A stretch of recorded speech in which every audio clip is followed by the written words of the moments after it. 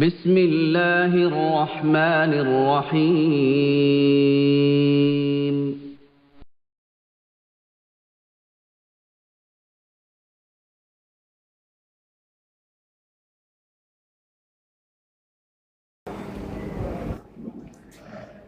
بسم اللہ الرحمن الرحیم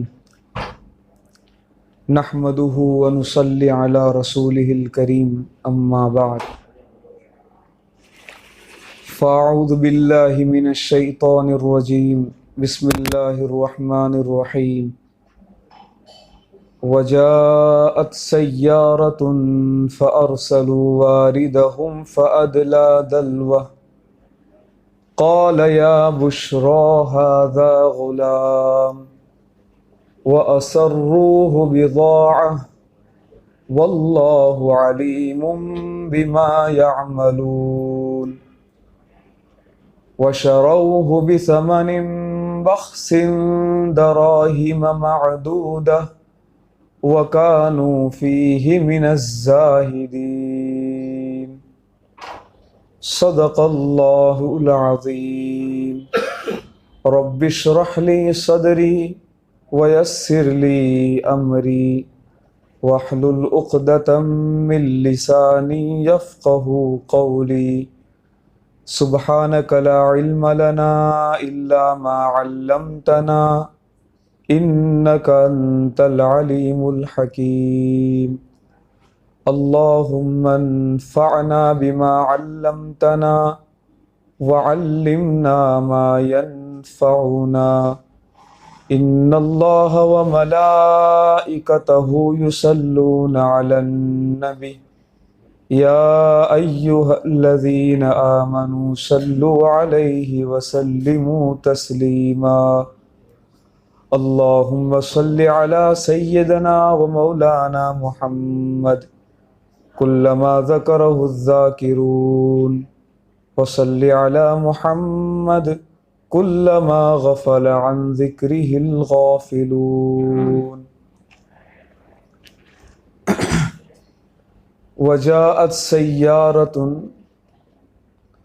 اور آیا ایک قافلہ، فارسلوا واردہم، اور ان قافلے والوں نے اپنے آدمی کو بھیجا، فادلی دلوہ، اس نے اپنا ڈول ڈالا، قال، اور کہنے لگا، یا بشرا ھذا غلام، ہائے خوشخبری یہ بچہ ہے، وَأَسَرُّوهُ بِضَاعَةً، اور قافلے والوں نے اس کو چھپا لیا تجارتی سامان سمجھ کر، واللہ علیم بما یعملون، اور اللہ تعالیٰ شانہ کو علم ہے ان تمام کاموں کا جس کو یہ لوگ کر رہے ہیں۔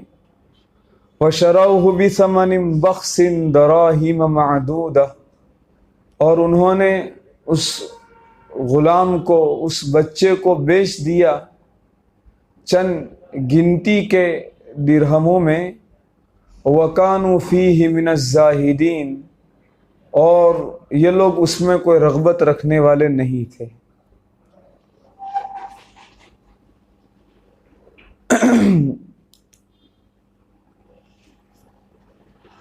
یہ آیت کریمہ جہاں واقعے کی ترتیب کو بیان کر رہی ہے، وہیں پر اللہ تعالیٰ شانہ کی ایک زبردست قدرت اور اللہ کا ایک تکوینی نظام، وہ اس آیت میں اس کی طرف اشارہ ملتا ہے۔ یہ حضرت یوسف علیہ السلام کو کنویں میں ڈال دیا گیا، اور آپ 3 دن رہے، اور آپ کے علاتی بھائی، اس میں خاص طور پر یہودا، جو بڑے رحم دل تھے اور روزانہ آپ کے لیے کھانے پینے کا بندوبست کرتے تھے، صبح و شام آپ کے پینے کا کھانے کا ایک معقول انتظام وہ فرماتے تھے۔ اتنے میں ایک قافلہ جو ملک شام سے آ رہا تھا اور مصر جا رہا تھا، اور عجیب بات یہ ہے کہ یہ جو کنواں تھا وہ کنواں غیر آباد علاقے میں تھا، اور کنواں بھی کوئی عام سڑک پر نہیں تھا، چلتی ہوئی سڑک کے کنارے پر ہو ایسا نہیں، ایک غیر آباد علاقے میں جہاں لوگوں کا گزر نہیں ہوتا، آمد و رفت نہیں ہوتی تھی، اس غیر آباد علاقے میں یہ کنواں تھا۔ اللہ تعالی شانہ نے کس طرح اس قافلے والے کو اس طرف سے گھمایا، ایک اللہ کا تکوینی نظام۔ اللہ تعالی شانہ کے علم ازلی میں ساری باتیں تھی کہ بھائیوں میں حسد بھی پیدا ہوگا، اور اس حسد کے نتیجے میں ساری پلاننگ بھی کریں گے، یہاں تک کہ مار ڈالنے کے منصوبے بنائیں گے، اور فیصلہ ان کو کنویں میں ڈالے جانے کا ہوگا، اور کنویں میں پھینکیں گے، ڈالیں گے، 3 دن 3 رات وہاں رکیں گے، اور ایک قافلے کے ذریعے سے اس کنویں سے حضرت یوسف کو نکالا جائے گا۔ یہ ایک اللہ تعالی شانہ کا ایک تکوینی نظام ہے، اس لیے کہ قافلہ تو اپنے روٹ پر جا رہا تھا، لیکن اچانک راستہ وہ بھول گئے، اور عام سڑک جو چل رہی تھی مصر کی طرف جانے کی، اس کے بجائے وہ بھولے سے ایک غیر آباد راستے کی طرف چل پڑے، اور غیر آباد راستے کی طرف چل بھی پڑے، اور ٹھیک اسی کنویں کے قریب اللہ تعالی شانہ نے ان کے دلوں میں پانی کی طلب کو پیدا فرمایا۔ کیا نظام ہے اللہ کا! ورنہ یہ بھی تو ہو سکتا تھا کہ وہ قافلہ سیدھا چلا جاتا، لیکن عین اسی موقع پر ان قافلے والوں کو دلوں میں اللہ تعالی شانہ نے پانی کی طلب کو جگایا، بیدار کیا۔ وجاء سیارہ، سیارہ کہتے ہیں قافلے کو۔ تو قافلہ آیا اور قافلے والوں میں طلب پیدا ہوئی، پانی کی ضرورت پیش آئی، ہوتی ہے ضرورت انسان کو، پانی کے بغیر تو آدمی جی نہیں سکتا ہے، کھانے میں، پینے میں۔ افطاری کے موقع پر اچھے سے اچھا جوس بھی اگر سامنے آئے، لیکن پانی کا ایک گھونٹ جب تک حلق سے نیچے نہیں اترتا تب تک صبر نہیں آتا۔ یہ اللہ تعالی شانہ نے پانی میں اتنی زبردست تاثیر رکھی ہے۔ تو پانی تو انسانی ضرورت کی بہت اہم چیز ہے، پینے میں، کھانے میں، ہر چیز میں استعمال ہوتی ہے۔ تو پانی کا تقاضا پیدا ہوا، اور کہا کہ دیکھو ادھر ادھر کہیں کنواں ہے، کوئی چشمہ پھوٹ رہا ہو۔ اس زمانے میں سبیلیں لگتی نہیں تھی پانی کی۔ تو قافلے والوں نے ایک آدمی کو بھیجا، وارد کہا جاتا ہے اس قافلے کے اس حصے کو جو آگے چل کر پانی کا بندوبست کرتا ہے، اور قافلے والوں کی سہولیت کے لیے جو چیزیں ضروری ہیں اس کا پورا بندوبست کرتا ہے، اس کو کہتے ہیں وارد۔ تو قافلے والوں نے اپنے میں سے ایک انسان کو بھیجا، کہا کہ تم جاؤ اور دیکھو ادھر ادھر کوئی کنواں ہے جہاں سے پانی مل جائے۔ تو پہلے زمانے میں جو کنویں ہوتے تھے تو بعض جگہ پر خالی رسی ہوتی تھی، ڈول نہیں ہوتا۔ بعض کنویں ایسے ہوتے تھے جہاں رسی کا بھی انتظام اور ڈول کا بھی انتظام ہوتا تھا، اور بعض، اب یہ کنواں بھی چونکہ غیر آباد بستی میں تھا، غیر آباد علاقے میں لوگوں کی آمد و رفت نہیں ہوتی تھی، آنا جانا ہوتا نہیں تھا، وہاں کوئی بستی بھی نہیں ہوگی، اس لیے کہ اگر بستی ہوتی تو لوگ بھرنے کے لیے اس کنویں کے پاس آتے، تو 3 دن یوسف اس کنویں میں کیوں رہتے ہیں؟ کوئی نہ کوئی بستی کا آدمی جاتا ہے، اس لیے کہ پانی کی تو ہر ایک کی ضرورت ہے. تو وہ اس سے معلوم ہوا کہ 3 دن لگاتار رہے تو کوئی آتا بھی نہیں تھا وہ پانی بھرنے کے لیے اس کنویں کے پاس. وہاں تو جھاڑیاں اگی ہوئی تھی، ایک جنگل قسم کا تھا، اور غیر آباد بستی میں یہ کنواں تھا. تو اب قافلے والے کو تو ضرورت پڑی تھی پانی کی، تو ان کو تو نہیں معلوم کہ یہ آباد ہے غیر آباد، اس سے ان کا کوئی مطلب نہیں، وہ تو ان کا مطلب تو پانی سے ہے. تو تلاش کیا اور اللہ تعالیٰ شانوں کی شان کے وہ ان کو کنواں مل گیا. تو رسی بھی نہیں ہوگی اور ڈول بھی نہیں تھا، اس لیے کہ نظام نہیں تھا بھرنے کا. تو اس آدمی نے اپنا ڈول اس کنویں میں ڈالا. حضرت یوسف علیہ السلام نے اس ڈول کو تھام لیا. اب چونکہ گہرا تھا، اندھیرا بھی تھا، اللہ تعالی شانوں نے حضرت یوسف کی حفاظت کا زبردست بندوبست کیا ہوگا. تو گہرا بھی تھا اور اندھیرا بھی اس میں بہت زیادہ تھا.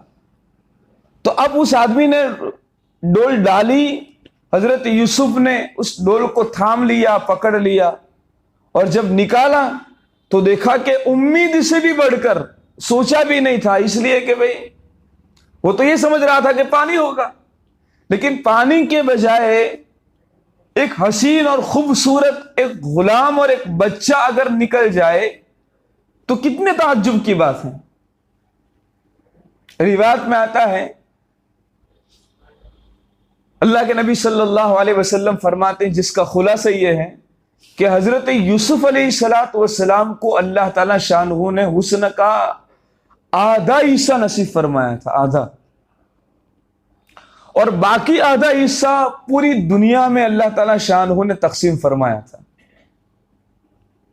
یہاں پر کسی نے کلام کیا ہے کہ سرکار مدینہ نے فرمایا کہ حضرت یوسف کو حسن کا جو حصہ ہوتا ہے اس میں آدھا حصہ حضرت یوسف کو دیا تھا. تو حضرت یوسف علیہ السلام کی خوبصورتی تو بہت زیادہ ہوگی. تو حضور کا بیان کرنے والا اپنی تعریف کبھی نہیں کرے گا، اس لیے کہ حضور کی خوبصورتی کا عالم تو حضرت اماں عائشہ صدیقہ رضی اللہ تعالی عنہا فرماتی ہیں کہ یوسف علیہ السلام کو دیکھ کر زلیخا کی عورتوں نے اپنی انگلیاں کاٹ ڈالی. میرے سرکار کو اور میرے تاج کو اگر وہ دیکھ لیتی تو دل کو کاٹ ڈالتی. اللہ کے نبی صلی اللہ علیہ وسلم کے حسن و جمال کو تو بیان نہیں کیا جا سکتا ہے. تو اب امید سے بڑھ کر ایک بچہ نکل آیا تو مارے خوشی کے کہنے لگا، ارے واہ بچہ، یا بشرا یا بشرا ھذا غلام، ہائے بشارت، خوشخبری ہے، کتنا حسین و جمیل خوبصورت بچہ. یہاں پر مفسرین نے 2 باتیں لکھی ہیں. اس آدمی نے جب نکالا، حضرت یوسف نکلے تو دیکھا کہ یہ تو غلام ہے اور اس کو اگر بیچیں گے تو بہت زیادہ قیمت آئے گی، اس لیے اپنے سامان میں چھپا لیا تاکہ کسی کو پتہ نہ چلے.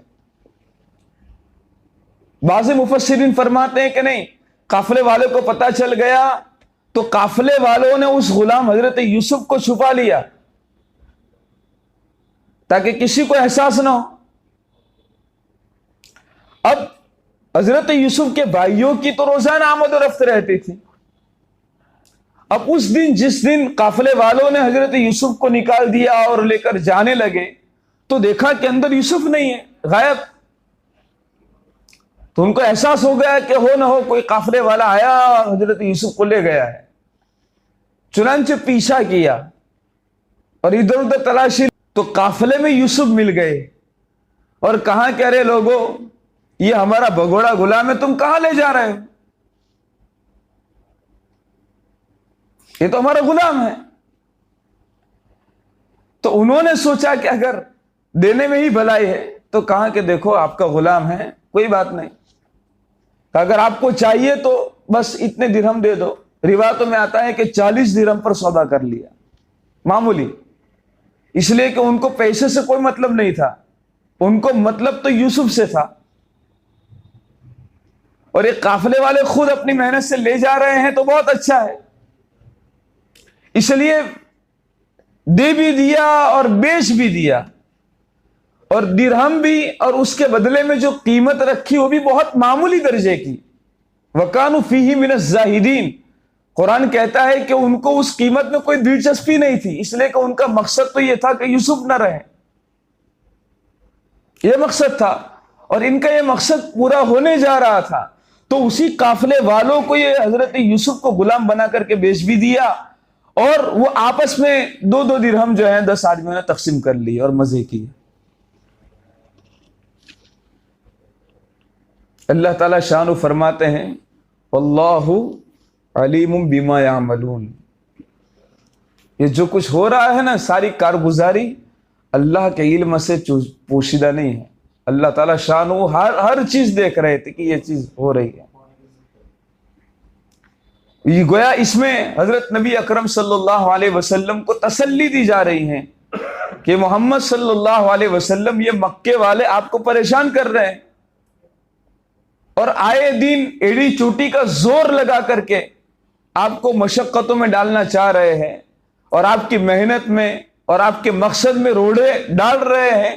تو آپ بالکل بے فکر رہیے, اس لیے کہ یہ تو پیغمبروں کا یہ شروع سے یہ دور چلا آ رہا ہے حالات والا. دیکھو نا یوسف پر کیا حالات آئے, کتنے زبردست حالات سے ان کو دوچار ہونا پڑا, اور حالات بھی ان کے گھر کے لوگوں کی طرف سے آئے ہیں, ان کے بھائیوں کی طرف سے یہ حالات آئے ہیں. تو اگر آپ پر آپ کے خاندان والوں کی طرف سے اگر حالات آ رہے ہیں تو آپ کو زیادہ ٹینشن لینے کی ضرورت نہیں ہے, تو ایک ہمارا ایک پرانا دستور ہے. اور ایسا بھی نہیں ہے کہ ہم ان تمام حرکتوں سے غافل تھے, نہیں. اللہ علیم بما یعملون, یہ جو کچھ کر رہے تھے, یوسف پر جو کچھ ہو رہا تھا, وہ سب ہماری نظروں کے سامنے. اس لیے کبھی ایسا ہوتا ہے کہ حالات بظاہر بہت برے ہوتے ہیں, لیکن اس کے پیچھے کی جو حکمتیں ہوتی ہے, اس کے پیچھے کے جو ثمرات اور فوائد ہوتے ہیں, وہ بہت زبردست ہوتے ہیں. اس لیے وقتی حالات سے آدمی کو گھبرانا نہیں چاہیے, جیسے آج کل کا دور ہے. اور یہ بھی نہیں سمجھنا چاہیے کہ مسلمانوں پر جو آج کل جو ظلم و ستم ہو رہا ہے, اللہ تعالیٰ شان ان ظلم و ستم سے غافل ہے, ایسا نہیں ہے, ایسا نہیں ہے. یہ ایک اللہ کا ایک نظام ہے, اور یہ ہر زمانے میں رہا ہے. اور اس طرح کی آزمائشی زندگی سے مسلمان دوچار ہو رہے ہیں, تو یہ تو کچھ بھی نہیں ہے.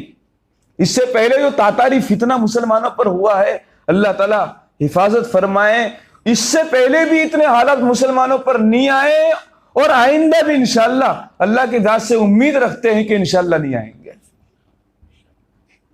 لیکن یہ ٹوٹے پھوٹے حالات جو چل رہے ہیں, اور یہ اسکیم بنائی جا رہی ہے مسلمانوں کو ہر جگہ پر بدنام کرنے کی, اور پسپا کرنے کی, کمزور کرنے کی, ان کو بزدل بنانے کی, ان کو ہر اعتبار سے ڈاؤن کرنے کی, تو یہ تو پرانی سازش ہے. یہ کفر اور ایمان کا جھگڑا اور تصادم اور ٹکراؤ یہ آج کا نہیں ہے, تو حضور کے زمانے سے پہلے, بلکہ حضرت آدم علیہ السلام سے.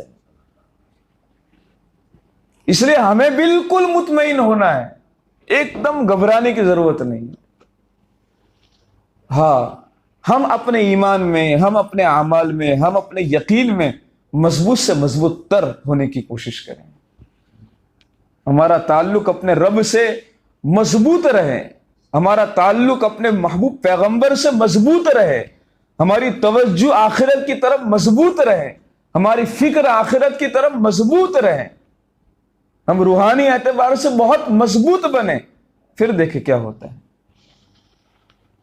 تو گویا اللہ تعالیٰ شان ہوں حضرت یوسف علیہ السلام کا یہ قصہ بیان فرما کر کے اللہ کے نبی صلی اللہ علیہ وسلم کو بھی تسلی دے رہے ہیں, اور حضور کی برکت سے ہم سب کو اس بات کی تسلی دی جا رہی ہے کہ اس طرح کے احوال اور اس طرح کے آزمائشی دور یہ اللہ تعالیٰ شانوں کی طرف سے اپنے نیک بندوں پر آیا ہی کرتے ہیں.